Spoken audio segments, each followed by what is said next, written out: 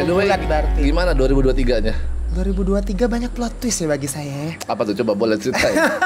Gimana 2023 dari Debo sendiri? 2003 aku pernah update di story aku itu ketemu quotes 2023 banyak plot twist. Karena emang bener-bener banyak plot twist di Apa? Maksudnya? Salah satunya itu di 2003 saya memutuskan untuk merubah look ini ya. Oh iya, mungkin benar. Benar. Mungkin sekitar dari 2018, berarti berapa tahun lalu tuh? 2018. 19, 20, 21, 22, berarti 5 tahun. 5 tahun, bayangin udah 5 tahun aku enggak ke barbershop.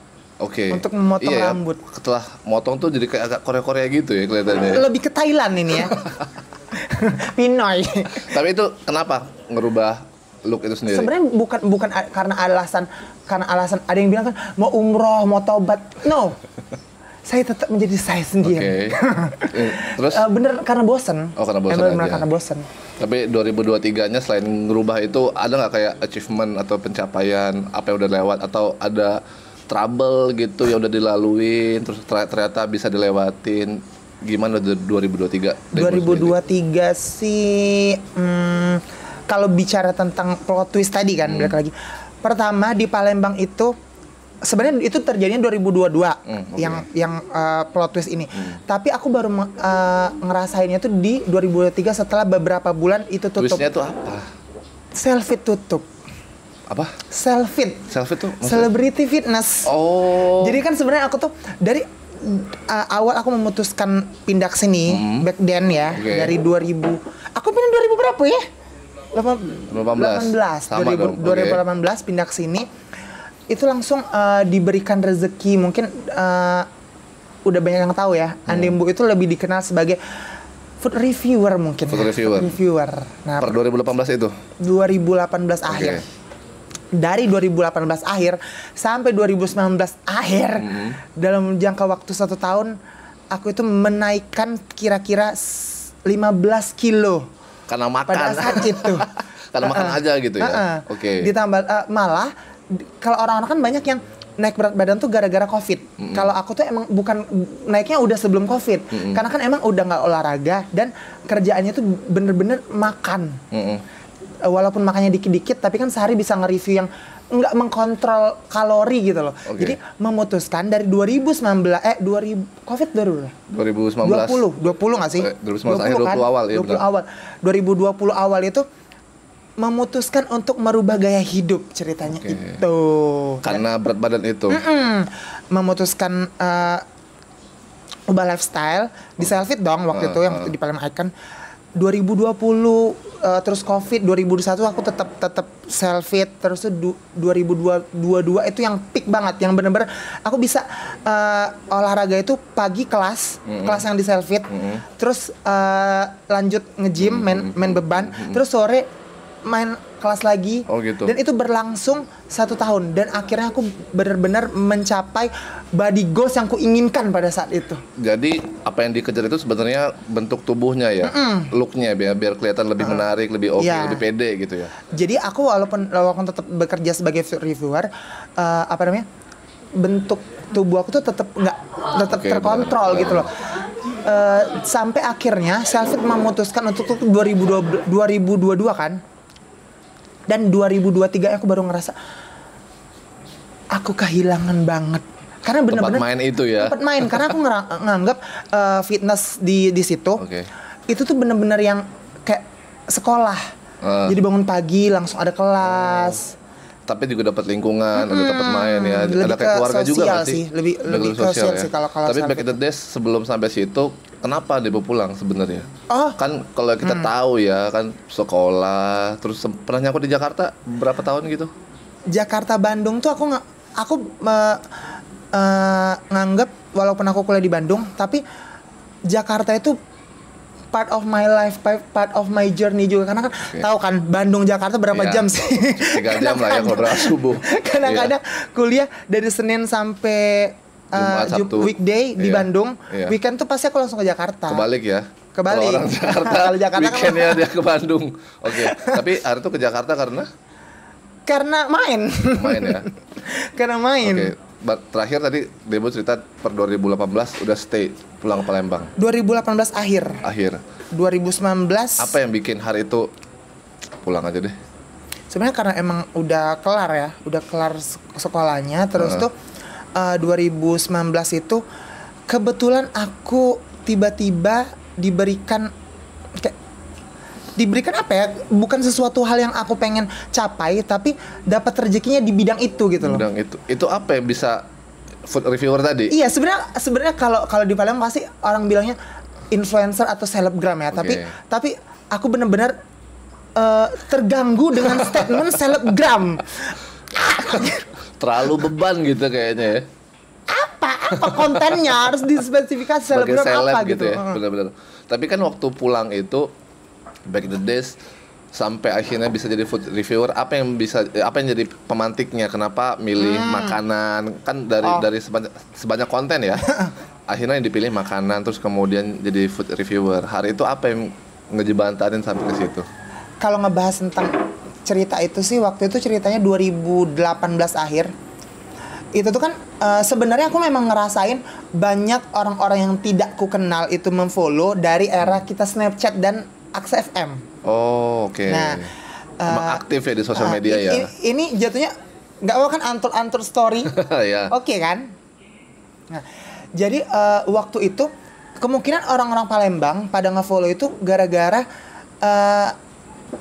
mungkin cara aku bergaul dengan di waktu aku masih di Bandung Jakarta itu kan awan apa adanya gitu loh. Benar. Jadi kalau aku party atau dugem itu aku post. Iya. Awan itu.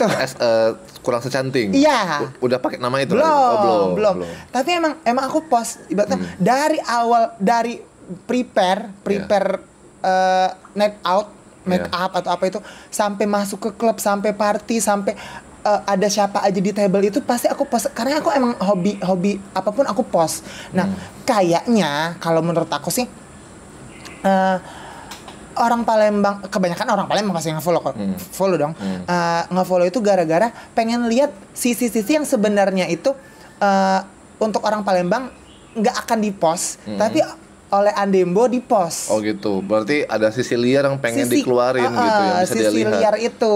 Yang mereka di tahu Snapchat. Dia orang Palembang tapi living di kota lain. Mungkin masih gitu. tabu kan kalau misalnya party-party kayak pengen dibilang banget gitu. Apa sih ini? Gitu kan. Nah, tapi kenapa aku ngerasa hal itu mereka cari, karena di Snapchat kan ada fitur kalau ke capture kan ketahuan. Nah, setiap ada hal-hal yang unsensor ya mungkin di capture. Ya, lumayan ya, hari itu kan Debo kan ekspresif aja sebenarnya ya.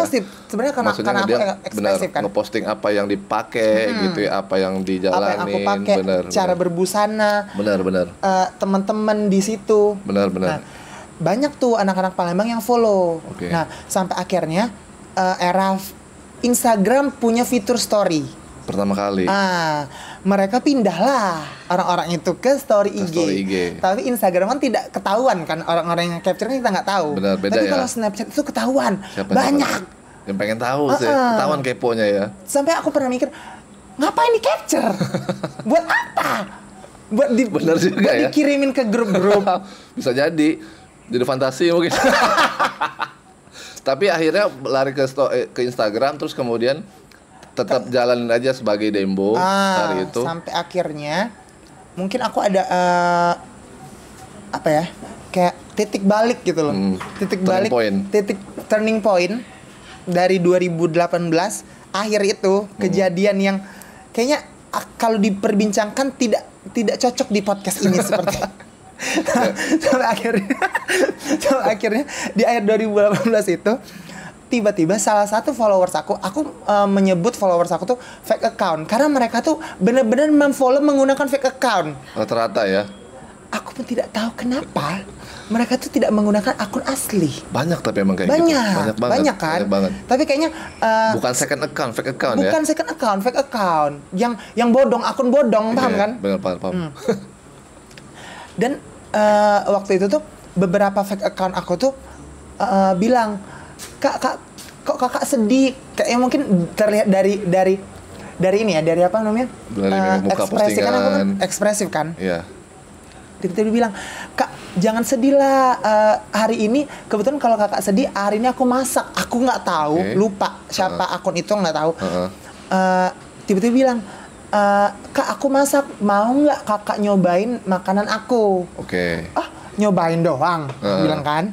Nah, iya nyobain doang. Terus apa namanya feedback yang kamu dapet gitu kan, aku bilang.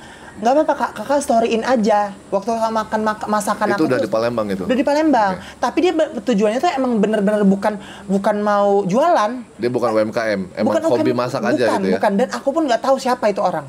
Oh, berarti dikirimin dan kemudian Datang kan tuh makanan, dan aku langsung makan dong. Makannya ya seperti konten-konten yang bisa kalian lihat di Instagram. Instagram Sampai hari Andembo. ini. Waktu itu kurang secantik, sekarang udah aku ganti kan jadi Andembo. Oke. Tiba-tiba setelah yang aku nge-review itu, yang ekspresif itu, banyak pelaku UMKM mengechat Gara-gara itu? gara-gara itu. Itu konteksnya jadi kayak viral gitu atau kayak ngeliat peluang aja? Kalau dibilang viral, nggak viral sih. Kalau viral kan berarti itu berada di beberapa akun-akun media atau buzzer dong. Enggak. Benar-benar baik yang nge-share gitu loh. Tapi followers udah berapa hari itu? Penting nggak? Enggak. Karena menurut aku tuh bukan tipikal, sampai detik ini pun ini bukan peres ya. Menurut aku ngapain banyak followers tapi mereka tuh nggak begitu engage dengan apa yang aku ingin tunjukkan ke sosial media itu. Sebagai diri sendiri gitu ya? Sebagai diri sendiri. Benar-benar. Nah, dan mulai di minggu-minggu awal itu benar-benar aku cuma mereka cuma ngirim makanan doang. Dan dimakan aja ya? Bisa sampai sehari itu 3 sampai 4 makanan. 4 jenis ya, 4 orang gitu loh. Jadi bisa aja orang ini ngirim tapi berapa jenis makanan. Banyak jadi ya? Banyak. Dan itu benar-benar aku review aja yang ada yang pengen di tag, ada yang enggak. Dan itu benar-benar setelah kejadian yang pertama itu UMKM mulai sampai akhirnya sahabat aku Carla atau siapa ya, Carla kalau nggak salah, dibilang yuk open endorse gitu loh. Langsung lihat peluang gitu ya? Ida, aku bilang enggak, ini cuma nge-review doang, aku bilang gitu. Janganlah, lumayan, kasih rate dong.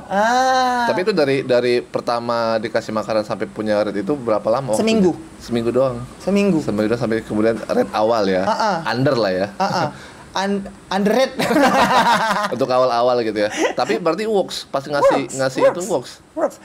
Itu 2018 akhir sampai 2018 akhir.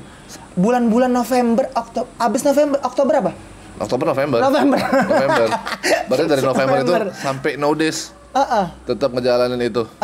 Untuk kemudian jadi food reviewer.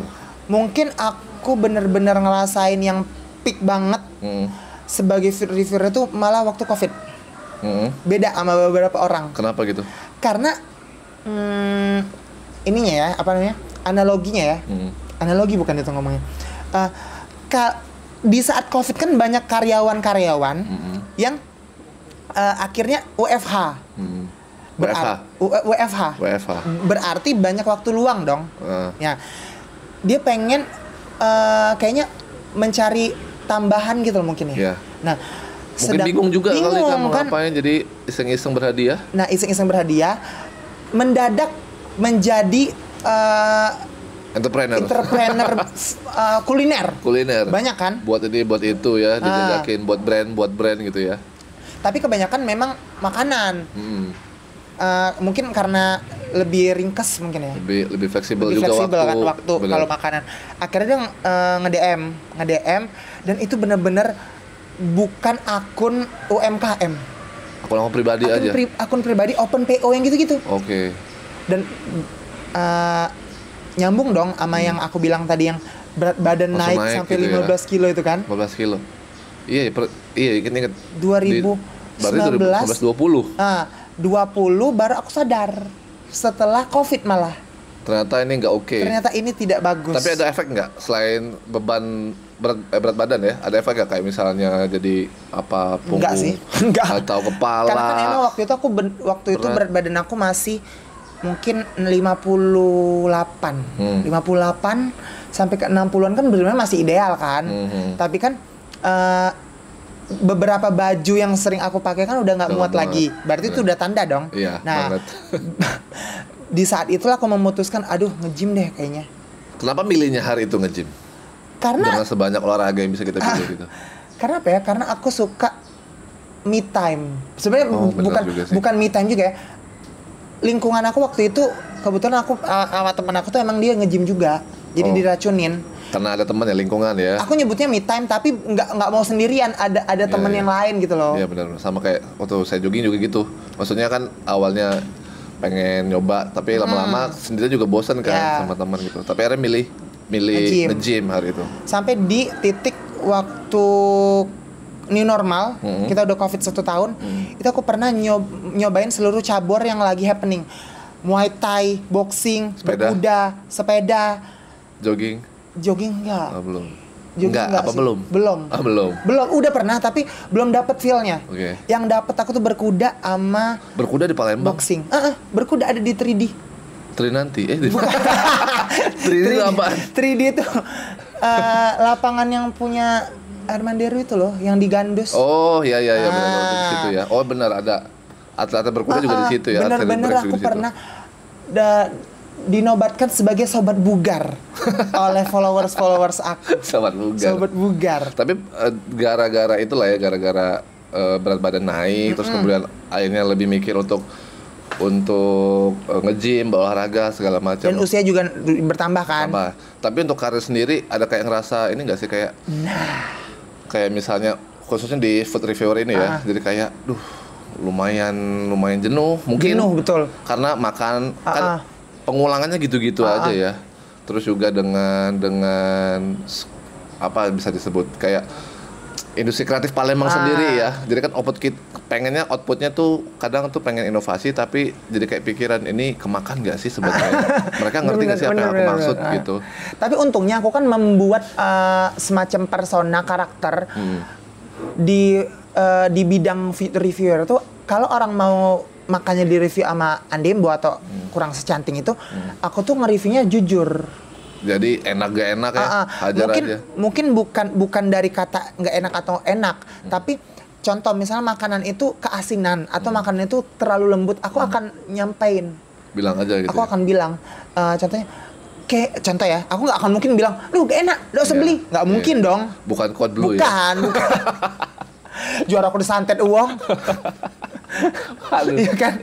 Tapi aku pasti bilang, kayaknya ini nih enak, tapi kayaknya kurang gurih atau ini kelembutan masaknya. Jadi POV itu yang pengen aku bangun, branding itu supaya aku tuh beda dari food reviewer yang lain, dan sampai sekarang tetap seperti itu dan emang udah dikenal seperti itu. Seperti itu.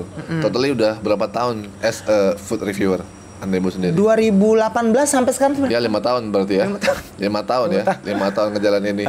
Ada jenuhnya Jenuh.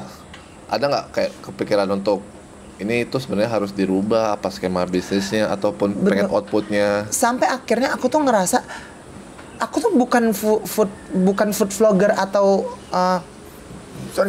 bukan seorang food vlogger ya, kayak food vlogger ya jatuhnya, yang memberikan informasi tempat nongkrong atau ini. Oh gitu. Tapi gitu. Nggak di YouTube.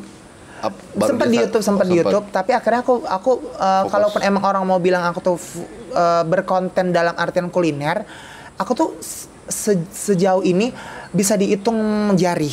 Aku pernah mengonten makanan itu tanpa kerjasama secara profesional. Kan kebanyakan food vlogger tuh berarti dia benar-benar mengonten belusukan kan, nyari ke tempat ini untuk dikontenin. Kalau aku kontrak berarti ya. Bener-bener memang orang yang pengen nyuruh buat review, mengendorse gitu loh, mengendorse atau mereview aku bilangnya. Berarti kalau itu kan mereka dapetin pendapatannya kan dari monetize mungkin dari makanya iklan segala macam. Aku rada rasanya agak berat mau mengklaim diri ini sebagai konten kreator kuliner. Enaknya apa kalau dia mau pengen makanya masih bingung. Karena pada dasarnya per 5 tahun berkarir masih bingung. Karena pada dasarnya hal yang diberikan ini itu bukan sesuatu hal yang memang aku upayakan dari dulu. Bridging aja nih, mulai bridging. Karena memang aku nggak pernah meng-create untuk aku harus membuat konten kuliner biar orang mendapatkan informasi kalau mau makan yang enak atau tempat-tempat baru tuh dari akun Kurang Secantik Andemo itu, bukan. Tapi bener-bener emang orang mouth to mouth, dari mulut ke mulut aja. Seperti itu. Itu kearifan lokal banget. Dari mulut ke mulut. Cuman berarti setelah sejauh ini gitu, apa kemudian, karena kan aku lihat juga ada beberapa program yang dibuat ya, dia sendiri sama teman-teman punya podcast gitu ya. Terus juga apa namanya, memang di sosial media sendiri tuh aktif banget gitu. Ada nggak kepikiran mau mengusahakan konten yang lain selain makanan gitu misalnya? Pengen banget sebenarnya, gitu? Tapi belum tergerak. Apa ada nggak kira-kira yang udah pernah terlintas gitu lagi? Sebenarnya aku lebih pengen karena dulu sama lupa ceritain. Jadi waktu pertama kali fitur IG Story muncul, IGTV muncul, aku pernah bikin segmen itu Diary of Dembo. Nah itu juga banyak, juga banyak yang apa nonton. Itu Diary of Dembo tuh kayak lebih ke namanya diary, kegiatan dari aku bangun sampai aku tidur. Daily activity. Tapi bener-bener itu nggak ada skrip, bener-bener yang terjadi di hari itu. Dan kalau orang kan biasanya kalau day in my life, tren sekarang kan pakai voice over kan. Jadi dia taruh kamera, mungkin footage nanti dikasih voice over. Tapi kalau yang Diary of Dembo yang segmen yang aku pernah bikin itu benar-benar yang cuplikan real, terus digabung-gabungin. Digabung-gabungin. Gitu. Jadi ngomong aja lagi di mana. Itu pakai kameramen atau ngerekam sendiri? Nggak pakai kamera sendiri, pakai HP. Pakai HP sendiri. Jadi jalan-jalan aja. Itu lumayan. Oh ya, sama gara-gara itu sih yang pada banyak yang nge-follow. Oh, gara-gara konten itu. Sekepo itu sebenarnya orang-orang nih ya. Dan aku juga aku kan suka bikin jargon-jargon ya. Mungkin jargon-jargon itu bukan aku yang menciptakan juga. Emang dari waktu aku masih di Bandung dan di Jakarta tuh teman-teman aku juga suka ngomongin hal itu. Contoh kalau sampai sekarang aku ada jargon-jargon terbaru ya, Bo. Apa tuh misalnya? Contoh kayak apa sih, Mbak? Ini apa? Enjoy and always get loose. Nah, apa itu? Itu tuh kayak obrolan yang cuma di circle aku doang yang menggunakan. CKPTW ya, cukup tahu. Yang cukup tahu. Yang tahu aja. Yang tahu aja. Tapi kan karena aku ekspresif, akhirnya aku post di IG. Dan akhirnya ditiru oleh followers lain gitu loh. Waktu itu juga pernah sempat ada jargon-jargon yang lumayan ikonik dan banyak yang ditiru sama followers. Tapi kalau udah aku bosen pakai, ya udah nggak aja ya, diilangin aja itu. Kalau dulu sempat tuh, kalau inget nggak, ada Bang Renpel tuh pakai jebret. Nah, jebret sampai kayak Bang Patrian aja jebretnya nggak penting lah. Kayak gitu. Tapi ngikutin ya karena menurut pribadi aku nggak pengen dilihat value aku tuh berdasarkan cuma pencipta slogan, pencipta jargon. Kan punya value lain. Benar. Tapi berarti selama 5 tahun ini udah berkarir sebagai, anggaplah ya, food reviewer tadi ya, walaupun kayaknya juga bingung gitu. Ada nggak kayak punya semacam achievement atau reward selain berat badan tadi dan kemudian nge-gym ya? Ada nggak kayak dapat reward gara-gara ini tuh bisa ngapain kah gitu, nyampe di posisi apakah, atau apapun yang itu tuh jadi reward buat Dembo berkarir di bidang ini? Sebenarnya jatuhnya reward di bidang kreatif ya, entertain lah gitu. Karena aku nge-build followers itu lumayan punya masa di media sosial. Akhirnya aku mau membuat apapun, berarti kan udah ada orangnya ya, udah ada yang bakal melihat gitu kan. Walaupun memang yang deep down yang pengen aku kembangkan dari value aku tuh dikenal dari segi musik. Karena pada dasarnya aku tuh memang mencintai musik segitunya. Itu yang sebenarnya pengen dicari tahu banget sih. Nah, tapi struggle-nya itu karena udah terbiasa, followers itu aku kasih makan hal-hal yang berbau review-review. Di saat aku ngasih cover musik atau aku rilis yang terbaru, mereka tidak seantusias kalau aku ngasih info review makanan gitu. Tapi alhamdulillahnya lumayan engage sekarang. Walaupun membutuhkan effort yang lebih di musik itu ya. Di musik itu. Menurut Dembo sendiri, apa yang yang dirasain sama followersnya Dembo itu? Ngelihat ketika Dembo ngebuat konten atau postingan tentang musik itu sendiri. Jadi gini, mungkin aku pernah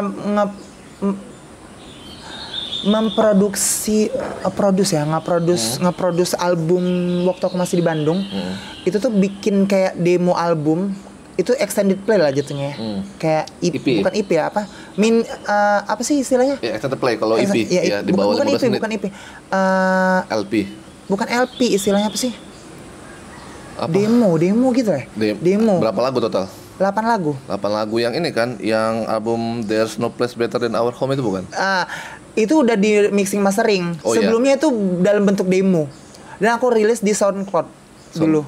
SoundCloud dan berarti tahun berapa itu? 2012 sampai 2015. Aku ngumpulin. Ya. Lalu kita berarti back at the days juga.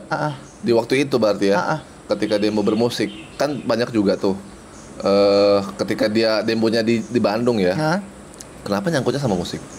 Karena gini, di awal-awal waktu aku lulus SMA itu ngomong kan sama orang, aku emang suka nulis lagu itu dari SMA. Dari SMA. Dan kalau anak-anak satu angkatan dengan aku yang teman-teman SMA pasti udah tahu, dulu kan zaman BB kan. Oke. Kalau misalnya aku menyelesaikan satu lagu, aku bakal voice note dan akan aku kirim broadcast ke BBM. Emang udah suka nyanyi gitu ya sebenarnya. Kalau nyanyi emang dari dulu, tapi menulis lagu itu lagunya dari SMA. Suka menulis lagunya ya. Kalau kita mundurin lagi cerita, kalau nyanyi sebenarnya roots musik aku tuh tebak. Kalau ntar lo jangan-jangan dari anak-anak scene lagi, underground gitu. Enggak. Kalau sempet cerita dulu sering datang banget kan? Karena alumni Pusri, Pusri kan pasti bener. popang banget. Bener anak-anaknya. Acara banget kan. Kak minta stiker, minta stiker. Acara. Iya bucar. Terus. Roots musik aku tuh sebenarnya waktu dulu dari aku SD itu adalah keroncong dan Melayu. Wow, jauh banget ya keroncong ke situ. Bisa ke situ karena keroncong dan Melayu, mungkin karena waktu itu kayak ada semacam, bukan talent search ya. Kayak orang dinas pariwisata tuh. Disnaker. Bukan. Itu tuh kayak dinas pariwisata yang datang dari sekolah ke sekolah mencari talent untuk mewakili Kota Palembang atau Sumatera Selatan di kancah nasional gitu loh. Nah, akhirnya dia sampai ke SD aku waktu SD Pusri. Akhirnya suruh talent-talent yang pintar nyanyi itu belajar lagu keroncong. Nah, lagu keroncong. Dan walaupun waktu aku kecil kan emang udah dicekokin musik-musik Billboard tahun itu berarti bubblegum pop kayak Westlife, Christina Aguilera, Britney Spears yang seperti itu. Tapi begitu SD, waktu aku benar-benar nyanyi, langsung dicekokin itu yang kamu harus belajar lagu keroncong karena harus gitu harus mewakili Kota Palembang ke provinsi gitu loh. Dari aku SD itu sampai aku SD kelas 6 tuh benar-benar keroncong Melayu. Tapi itu belum kepikiran buat pengen mengekspresikan karya musik sendiri gitu, yang lain belum. Cuma ngejalan apa yang ada di depan aja gitu. Bener-bener festival. Paling kalau ikut lomba-lomba festival yang di mall-mall gitu loh. Tau kan yang acara. Iya, yang ada acara-acara di atrium. Di mall atrium. Gitu ya. Sempet ngikut berarti ya. Dan orang-orang yang di Palembang yang sekarang kan itu aja kan. Iya sih. Pelakunya orang-orang yang waktu itu. Iya, masih ya. Masih. Sebagai jurinya gitu ya.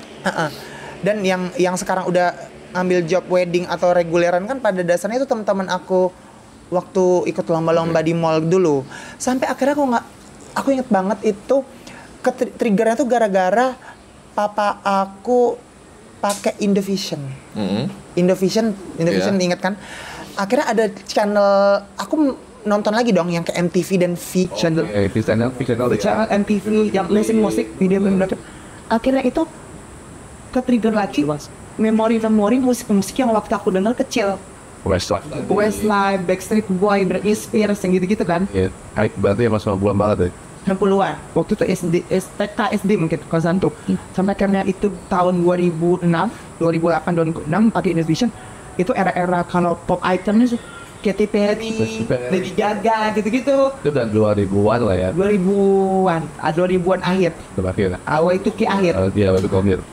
Dan aku sempet tergabung di dalam sebuah band cilik itu namanya band. Seriously, demo di Palembang. Oke. Ladera Kids namanya. Ladera kayak pernah denger ya? Ladera Kids. Ladera Kids tuh band cilik. Jadi bener-bener yang personalnya anak-anak kecil semua waktu siapa itu. aja hari itu? Kak Apit, Kiki, Aci, Aldi, Arif. Apit, tetangga banget. Apit Iya, drum. Apit kecil. Aci adeknya. Makanya aku pernah denger Ladera. Itu demo singer. Wah, kok nggak jauh-jauh. Dan itu wow, kaget. Baru tahu sekarang. Yes. Oh, sumpah baru tahu. Dan fun fact-nya, kenapa aku direkrut? Aku direkrut oleh ibarat tuh itu jatuhnya manajer mungkin papanya Kak Apit, Pak Ferry. Om Ferry. Om Ferry benar. Pak Ferry kalau aku manggil. Itu gara-gara aku nyanyi di nyanyi keroncong di Geri Agung. Dia datengin mamaku kan. Mamaku tuh jadi kayak manajer dulu loh. Nah, dibilang, "Ibu mau nggak anaknya jadi vokalis band anak aku?" Itu dari kelas 5 SD atau background 6 SD. pekerjaan orang tua sama dengan background pekerjaan Om Ferry, Beda perusahaan doang, tapi latar belakangnya sama. Oh, sama. Makanya bisa ketemu Bisa gitu ketemu. ya. Tetangga banget loh si Apit itu. Aku tuh pernah nginep di rumah Kak Apit itu memang dari setiap weekend karena latihannya setiap minggu walaupun ada job atau ada panggung atau enggak pasti latihan hari Minggu di Merdeka. Oh, di rumah Merdeka. Dia sering banget kan? hari itu. Ngomong ke Merdeka latihan ke Merdeka.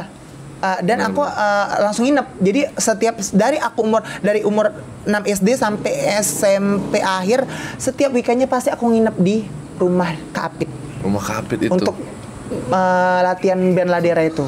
Itu berarti SMP, SD, SMP gitu. Dan lagu-lagunya kan pasti lagu-lagu pop Indo kan yang kayak Ungu, Raja yang gitu-gitu. Hari itu emang gitu kalau 17-an di rumah ya udah tuh alat Apit sama orang. Dan bayangin waktu itu karena aku emang base rootsnya itu adalah seorang penyanyi festival yang memang bernyanyi itu untuk menunjukkan skill. Bayangin begitu diajakin buat manggung dalam format band, nyanyi ngasih mic ke penonton itu grogi. Benar-benar segrogi itu, Kak. Latihan misalnya lagu. Nih, kasih penonton yang gitu. Bener-bener grogi. Maksudnya tangan sampai geter gitu ya. Karena selama ini kan kalau nyanyi emang cuma nyanyi aja gitu. Yang penting nada harus tinggi, ngerasa harus bener sama audiens gitu ya. Audiens. Sampai akhirnya sempet tahu II enggak? Yang main trompet. Enggak tahu. II itu sekarang udah sering ngejop di wedding band-band home band gitu. Apa kan? Band-band wedding lah. Dia sempat bilang gini. Dia panggil aku Pi kan. Pi, kok sekarang kayak ini? Karena kan tahu kan aksi panggung aku kalau manggung kan. Karena dulu dia tahu waktu aku tuh yang namanya kalau nggak sepede itu. Apalagi yang bersangkutan dengan aksi panggung. Apa yang bikin hari itu jadi kayak pede aja? Mungkin karena referensi ya, karena apa yang aku lihat kan. Karena kan aku ngeliat, aku tuh lebih tertarik dengan penyanyi-penyanyi yang bersifat seorang performer daripada hanya seorang penyanyi. Britney Spears, Agnes Mo, yang gitu banget deh.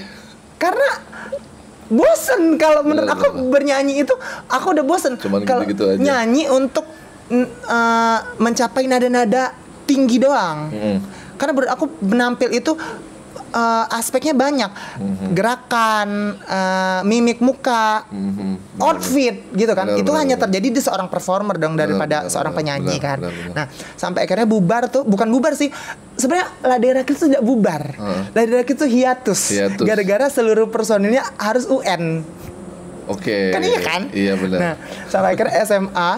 Nah, baru semakin referensi musik semakin banyak kan. Aku ngerasa gimana ya caranya memproduksi musik supaya bisa jadi studio version gitu loh. Udah kepikiran hari itu ya? Udah kepikiran waktu itu. Sama Ladera itu udah recording enggak ya? Belum, enggak. Tapi udah sering recording yang apa namanya? Live session gitu loh. Oh gitu, semi track. Semi track itu udah sering. Sampai karena aku nulis lagu Dan itu nggak aktif lagi. Waktu SMA kelas 1 udah mulai nggak aktif. Ladera Kids udah mulai nggak aktif. Tapi aku mulai bikin lagu pertama aku nulis sendiri.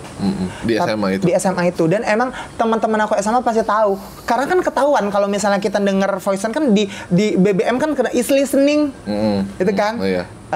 Kedengeran emang lagi dengerin musik musik lagi aku. apa, Dan gitu emang aku suka aku sangat menurut aku lah kita menciptakan sesuatu gimana mau bisa disukain orang kalau kita nggak kasih denger.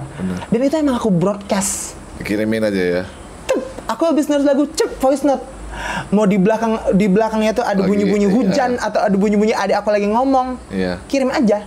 Dan itu bikin Debo untuk ngejar waktu tinggal di Jakarta, tinggal di Bandung itu sendiri. Karena di era itu untuk memproduksi lagu, untuk ngeproduksi lagu itu kan nggak semudah sekarang. Kita kan perlu, apalagi aku memang aku bisa nulis lagu tapi aku nggak bisa melihat alat musik. Instrumennya ya? Instrumen nggak bisa. Jadi waktu di tahun itu sering kalau ada demo lagu, abis bikin lagu, aku pasti tandemannya sama adek aku, Venia. Dia kan bisa main piano, nyari chord, bisa main chord. Jadi suka gitu. Nah tapi kan tetap aja kan dalam pikiran aku lagu yang aku bikin ini kan lebih enak ada beatnya, ada drumnya, ada bass, ada bunyi ini, bunyi itu. Dan di era itu EDM sedang naik. Di saat itu? EDM bukan itu elektronik mungkin ya. Beda kalau EDM kan Z Alesso itu kan EDM. Kalau itu tuh memang benar-benar yang dari awal yang Y2K 2000-an itu dulunya R&B yang kayak Black Eyed Peas tiba-tiba gara-gara Lady Gaga datang semuanya ke elektronik. Black Eyed Peas pun jadi boom gitu-gitu kan dulu. Nah, tiba-tiba Cinta Laura keluar. Cinta Laura keluar dengan yang becek baby itu. Dan aku mulai ngeliat tuh kredit song. Aku mulai mengerti apa itu kredit song. Liatin siapa produsernya, siapa. Akhirnya aku mikir, apa itu musik produser? Nyari hari itu? Nyari. Waktu di Bandung? Bukan, waktu di Palembang. Waktu tapi di Palembang? Mau nyari gimana? Internet bukan kayak berarti sekarang. Berarti masih SMA udah nyari hari itu? Nggak ada. Nggak menemukan. Iya banget. Beda musik produser dengan orang yang bisa main doang tuh beda. Atau mungkin nggak ketemu karena belum sebanyak itu lingkungan ya. Kecepat informasi itu nggak seperti sekarang mungkin ya. Internet belum kayak sekarang. Sampai akhirnya aku bilang sama mama aku, "Ma, Api pengen kuliah di Bandung, kuliah di Jakarta." "Jangan," kata mamaku. Kamu "Jangan." di Palembang aja udah liar. Apalagi di Pulau Jawa. Jadi apa? sampai akhirnya berdebat, nego. Oke, boleh meninggalkan kota Palembang ini asal jangan Jakarta. Asal jangan Jakarta. Di Bandung. Dibubat. Di Dayakolot. Di Dayakolot. Nyangkut di situ. Ilmu komunikasi ya? DKV. Oh, DKV? DKV. Oh, dia mau DKV? DKV, tapi DKV di Telkom University tuh itunya konsentrasinya manajemen, lebih ke manajemen, dan kalau aku lebih spesifik lagi ke copywriting. Oh, di Telkom udah sampai situ ya? Karena dia waktu itu tiba-tiba menjadi dari sekolah seni yang STTI, apa yang di Buah Batu, yang di Soekarno Hatta, sampai dia pindah ke Dayakolot jadi TELU, jadi Telkom University. Itu udah jadi Creative Industry School. Dan yang DKV-nya udah mulai banyak, ada fashion design, ada DKV, ada banyak kan, tahu kan? Tahu, ada produk desain. Aku lebih tertarik ke karena kan aku suka sebenarnya bukan cuma nulis lagu, aku tuh suka nulis novel, cerpen gitu-gitu dulu. Emang suka nulis sebenarnya. Tapi tetap lagi dengan secara ekspresifnya Animbo ya waktu itu. Jadi aku milih copywriting hari itu. Makanya ya ini spill dikit yang aku baca press release kemarin tuh berarti Dembo itu ya? Nggak juga sih itu. Taxlan. Sama Taxboy. Tapi kembali lagi ke situ, berarti sampai ke Bandung terus kemudian fokus kuliah sembari juga ngejar passionate-nya di bidang musik itu. Betul. Akhirnya waktu aku di Bandung itu internet udah mulai IG belum ada ding. Udah ada, tapi yang bentuk IG-nya masih yang square biasa aja. Iya, yang square biasa itu. Aku nyari di Google musik produser Bandung. Ketemu. Ternyata bukan Bandung, malah dapatnya orang Jakarta, dan itu orang label aku lupa labelnya apa, tapi dia yang ngerjain musik-musiknya Mike Mohede. Mike Mohede. Ingat aku kakak itu, aku lupa kakak itu siapa. Coba mau hubungin tuh enggak? Aku hubungin. Oh, iya? Aku hubungin pakai BBM. Dulu aku masih ada iPhone dan BB gitu loh. Tapi kan iPhone kita cuma buat IG dulu kan. Iya. Tetap chattingannya di BBM kan. iya. Aku kontak BBM-nya. Aku tanyain kalau aku punya demo, aku punya materi lagu, tapi aku pengen diproduserin. Aku kirim tuh pakai voice note. Itu aku ingat itu lagu itu nggak bisa didengarkan di manapun karena aku kunci. Sudah layak untuk didengar. Tidak layak untuk didengar karena waktu itu musik aku sebatas segitu, musikalitas aku. Judulnya tuh Giliranmu kalau nggak salah, bahasa Indonesia. Dan berarti sempat diproduksi sama dia. Diproduce. Itu bayar. Dan itu pakai uang aku sendiri yang notabene adalah uang jajan. Aku bisa nggak makan. Demi passionate untuk tadi. itu. Tapi dia bilang, namanya kan musik produser, akhirnya dia ngirim red card dong. Kalau nge-produce sekian, kalau pakai mixing sekian, kalau pakai mastering sekian. Maka dari itulah hasilnya demo raw. Tanpa mixing dan mastering. Karena kan uang jajan aku hanya mampu untuk membayar segitu gitu loh. Cuma buat nge-produce musik doang. Benar. Sampai akhirnya bayangin itu kejadian 2012 sampai aku cicil 1 lagu, 2 lagu, 3 lagu, ada materi baru lagi aku cicil sampai 2015. Itu yang kemudian jadi album itu ya. Sampai Dembo nyicil lagu kali itu. Nyicil lagu. Ya tapi aku menyebutnya itu adalah genre pop lucu-lucuan. Karena kalau didengarkan lagi genre itu ada kemungkinan akan aku recycle, tapi dengan aransemen yang lebih baru karena itu kakak denger Lily Allen nggak? Lily Allen. Iya, yang sama dia saudaraan kan sama siapa tuh? Ya pokoknya Lily Allen. Pop ala Lily Allen. Ya, dari Inggris benar. Nah, setelah itu baru era yang di album iPhone Myself yang elektronik itu. Abis sendiri aja gak inget. Lupa. Iya, I've know myself my deja vu. Nah, tuh, gitu deh pokoknya. Itu gara-gara sebenarnya lagu itu udah lumayan 2012 waktu aku lagi dengerin musik-musik EDM yang kayak Alesso, Z. Aku pengen punya lagu EDM. Karena itu ya dengerin itu sebenarnya. Karena dengerin mereka. Tapi memproduksi lagu itu sampai ke studio version di era EDM udah enggak begitu lagi. Jadi agak basi waktu itu. Cuma waktu akhirnya Dembo ngejarin itu semua kan, dan maksudnya akhirnya berkreativitas ya di Bandung yang ngejarin. Karena aku sempet tahu juga Dembo sering manggung ya kan di Bandung dan Jakarta sendiri gitu kan. Terus kenapa pulang? Pulang karena ada gimana ya? Karena tiba-tiba balik ke sini. Terus yang cerita tadi, tapi maksudnya rezeki. Iya, karena rezeki itu aja. Apa karena nggak ada yang lain? Cuman karena fokus, akhirnya pengen mikirin ini lebih fokus di karir sini aja gitu. Sebenarnya sih tetap aku pengennya menembus market itu ya, pada dasarnya biar lebih luas ya. Tapi karena kan semakin dewasa kan kita tidak mungkin lagi bergantung dengan orang tua. Benar. Sedangkan rezeki saya ada di situ adanya ya. di situ. Di jalur itu untuk kan? sekarang. Cuman yang kita tahu sendiri ya, kan Dembo tuh di Jakarta Bandung lah ya, let's say. Itu tuh kan emang lahan basah banget gak sih? Betul. Yang kita tuh tinggal gerak dikit tapi kanan kiri tuh udah langsung respon aja kan. Kita ngomong dikit, kita ngapain dikit, peluang lebih besar gitu. Karena Dembo kemudian punya rezekinya di Palembang dan berfokus. Tapi yang kita tahu tuh Dembo juga mengusahakan musik itu sendiri di Palembang. Iya sih karena aku ngerasa gini. Memang belum tentu tidak bisa kan. Belum aja. Kalau tidak ada yang menggerakkannya mau sampai kapan? Tapi ini kan jadi hal menarik. Tapi kan tahu sendiri. Tahu sendiri lah ya, Palembang kan punya dinamikanya sendiri. Cukup kompleks kita mau ngembangin hal-hal yang sifatnya sangat kreatif gitu. Industri kreatif sendiri kan nggak sebegitu established kalau di Pulau Seberang. Let's say ya dari Lampung sampai Medan, Aceh gitu. Boleh kan? Iya kita tahu sendiri. Iya mungkin Padang kali atau karena kota pelajar. Tapi Palembang PR itu, Betul. ya kan, untuk bisa ngembangin. Apa yang pengen Dembo? Karena Apa ya gitu? aku ngerasa kenapa orang-orang dari Palembang ini tidak ada yang bisa sampai ke sana. Padahal kalau dibilang skill, Oke. kita mengakui kan, Iya. bagus-bagus loh orang Palembang. Banget sih. Musisi-musisi Palembang Banget, oke. banget.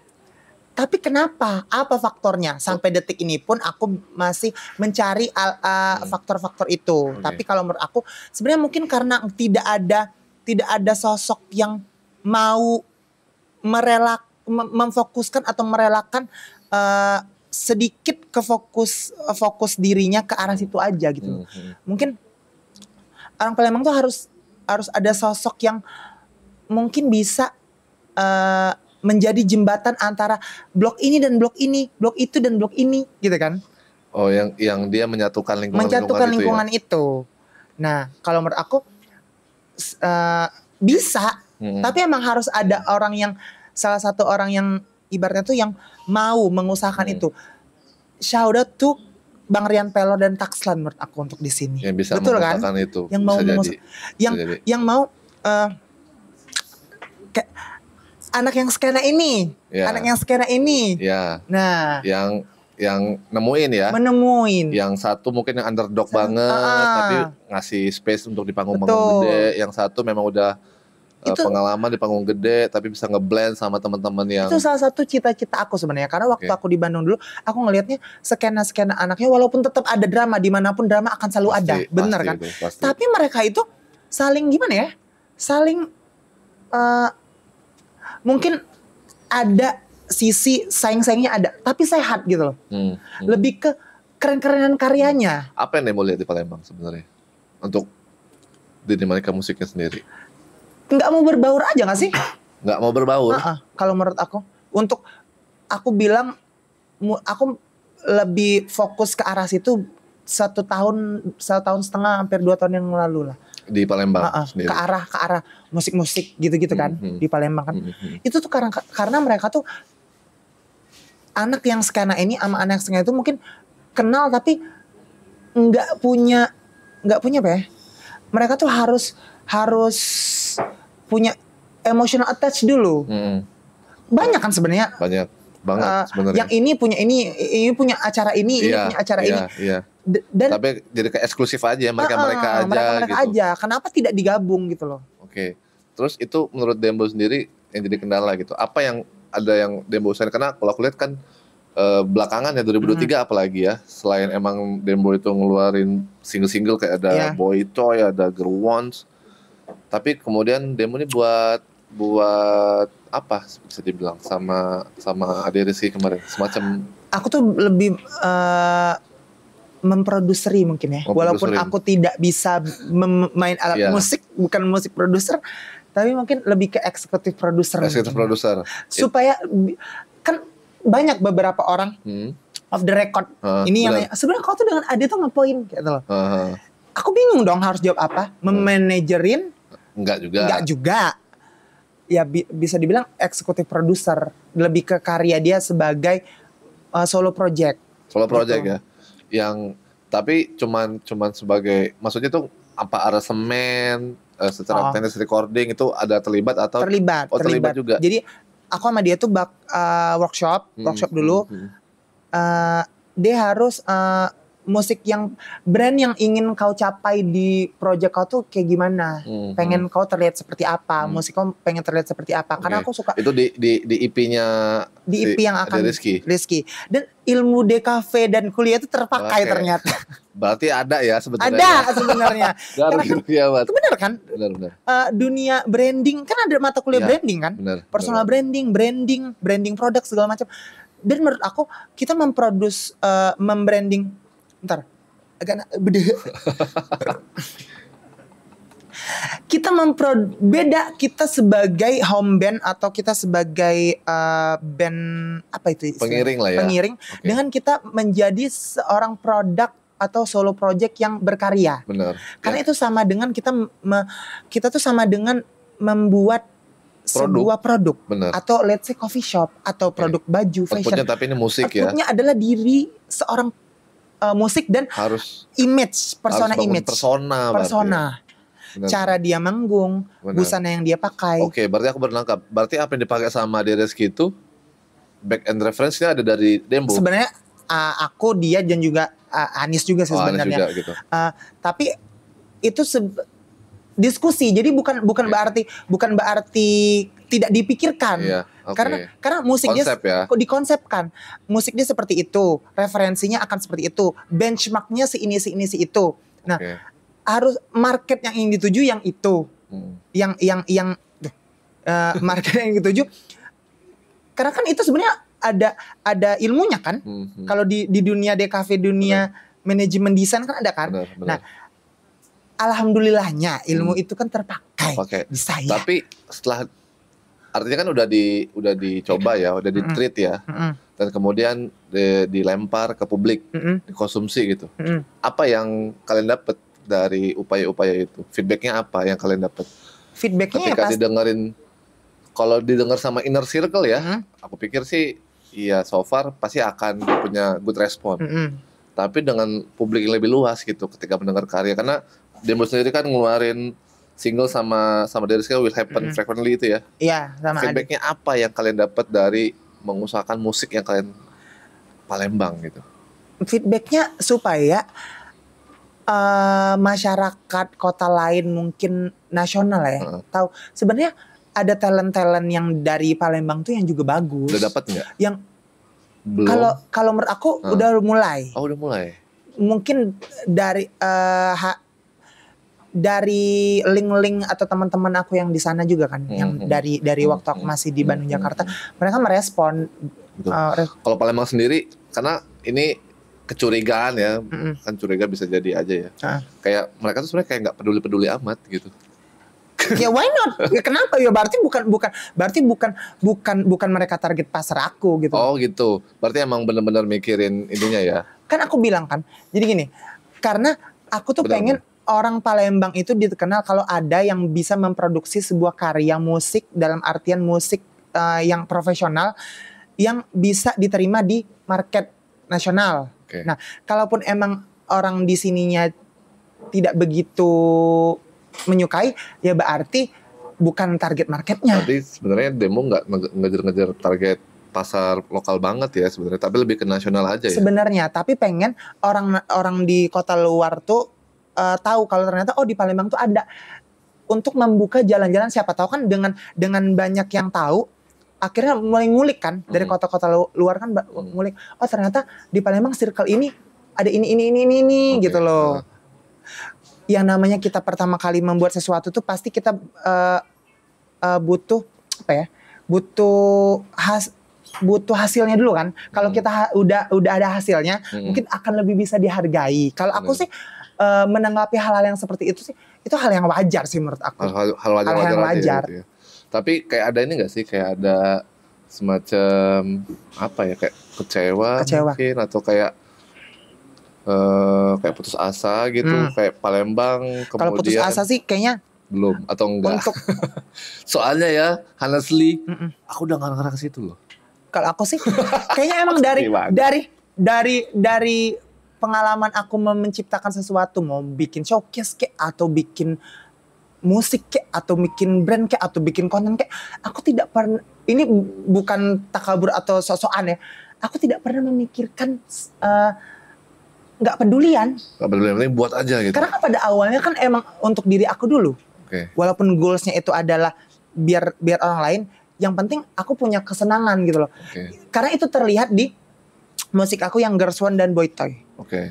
Girls One dan Boy Toy mungkin kalau kalian lihat kan, itu image yang aku bangunkan memang sebenarnya sangat kontroversial.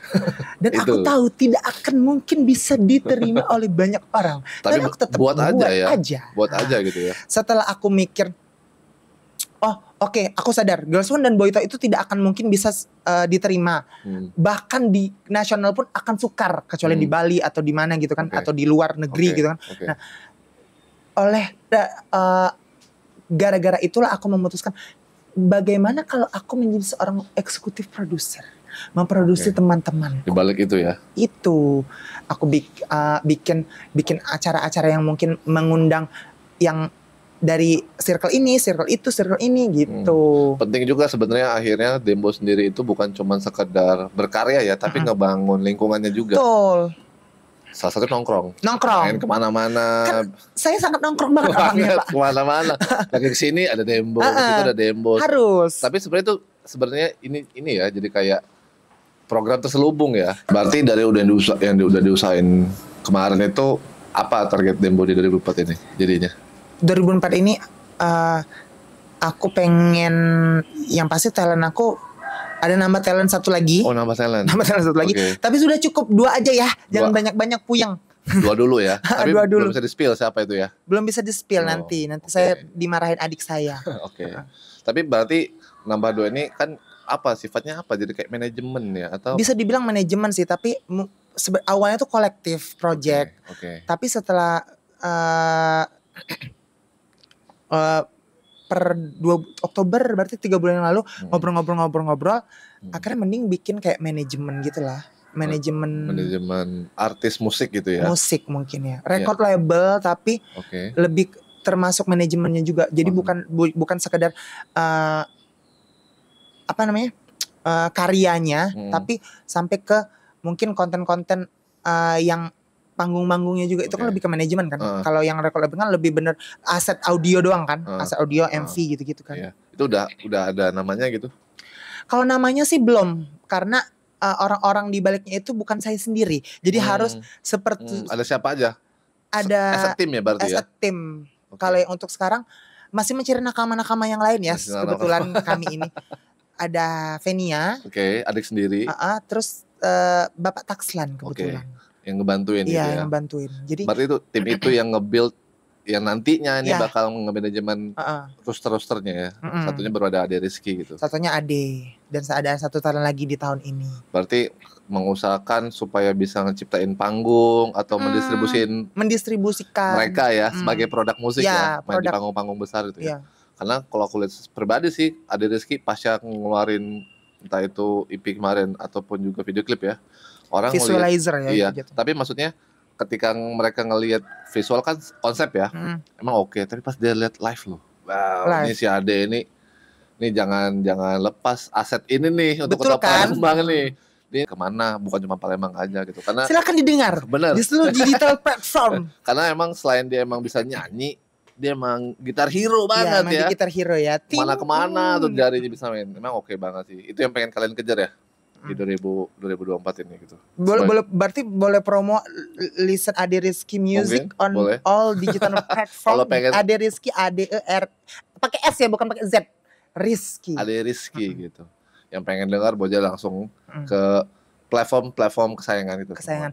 Dan stay tune untuk talent terbaru nanti ya akan di-spill. Belum boleh di-spill oleh adik saya. Cewek. Oh, cewek. Berarti ini ya Lanang Tinonya ini. Ya. Ada cowoknya yang kuat, ada ceweknya yang lucu-lucuan gitu. Oke. By the way, terima kasih Dembo. Sama-sama. Udah mau ngobrol-ngobrol hari ini. Ini yang mana sebenarnya udah pengen aku pribadi ya pengen cerita banget. Karena kita sempat ngobrol dikit. Panjang. Nggak dikit hari itu waktu. Oh, yang itu. Yang di coffee shop di. Oh ya di Maju aja ya. Maju kali ya. Waktu kita ngobrol ternyata Dembo tuh sama musik passionate banget gitu. Ya karena konten makan itu tadi banyak yang bilang, Kak kenapa gak jadi penyanyi aja? Wow. Daripada tinggi banget Dembo udah mau ngobrol sekali ini. Terima kasih.